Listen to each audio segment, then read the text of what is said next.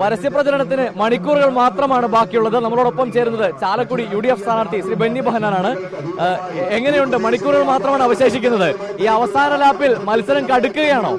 മത്സരം കടുക്കുകയല്ല, മത്സരം കൂടുതൽ ആത്മവിശ്വാസത്തോടെ, കൂടുതൽ ഭൂരിപക്ഷത്തോടെ വിജയിക്കുമെന്ന തലത്തിലേക്കാണ് ഞാൻ ഒരു കാര്യം പറയാം.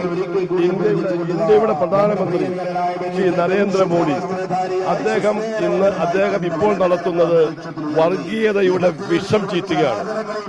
ഇന്ത്യ പോലെ ഒരു സംസ്ഥാനത്ത്, നാനാജാതി മതസ്ഥരുടെ സംസ്ഥാനത്ത് സംഘപരിവാറിന്റെ വർഗീയത തെരഞ്ഞെടുപ്പ് സമയത്ത് പോലും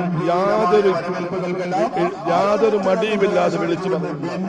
ബഹുമാനായ ശ്രീ നരേന്ദ്രമോദിയുടെ വർഗീയ അജണ്ടയെ പരാജയപ്പെടുത്തുക എന്ന ദൃഢനിശ്ചയത്തോടുകൂടി മുന്നോട്ട് പോകുന്ന കേരളീയ ജനതയാണ് നമുക്ക് കാണാൻ കഴിയുന്നത്.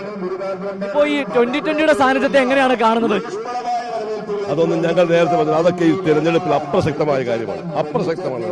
ഇത് ദേശീയ തലത്തിൽ ഒരു പ്രധാനമന്ത്രി രാജ്യത്തിന്റെ മതേതരത്വത്തിനെതിരെ വർഗീയ വിഷം ചുമറ്റി അദ്ദേഹം വെല്ലുവിളിക്കുമ്പോൾ അതിനെതിരെ അണിനിരക്കുകയാണോ വേണ്ടത്? പ്രാദേശികമായി ഏതെങ്കിലും പ്രശ്നത്തിന്റെ പിന്നാലെ പോവുകയാണ്.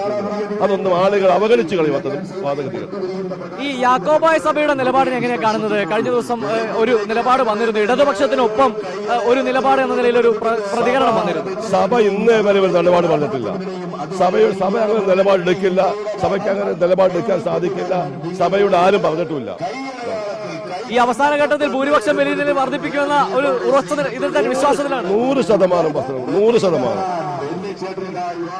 എന്തായാലും 2020 പോലെയുള്ള മറ്റ് ഘടകങ്ങൾ ഒന്നും തന്നെ ചാലക്കുടിയിൽ വർക്കാകില്ല എന്ന ഉറച്ച വിശ്വാസത്തിലാണ് UDF സ്ഥാനാർത്ഥി ബെന്നി ബെഹനാൻ.